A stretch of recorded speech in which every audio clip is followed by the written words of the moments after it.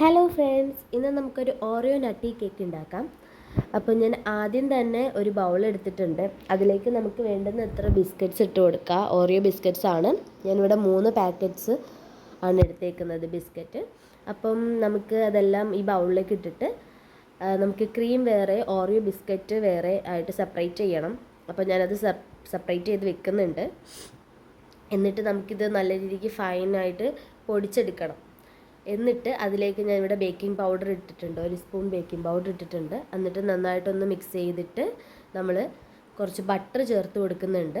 ആവശ്യത്തിനുള്ള ബട്ടർ ചേർത്ത് കൊടുക്കുന്നുണ്ട്. എന്നിട്ട് ഞാൻ ഇവിടെ പാലാണ് ഒഴിക്കുന്നത്. പാലൊഴിച്ചിട്ട് നന്നായിട്ട് മിക്സ് ചെയ്യുന്നുണ്ട്. നമുക്ക് വേണ്ടുന്ന ഈ ഒരു കൺസിസ്റ്റൻസി ആണ്. അപ്പം അത് ഞാൻ മിക്സ് ചെയ്ത് വെക്കുന്നുണ്ട്.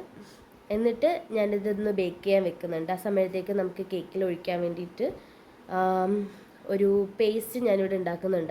അതിലേക്ക് വേണ്ടുന്നത് ഞാൻ whipping cream, dairy milk, butter and crush ചെയ്ത് വെച്ചിരിക്കുന്ന ആൽമണ്ട്സ്, ഇത്രയാണ് അതിലുള്ളത്.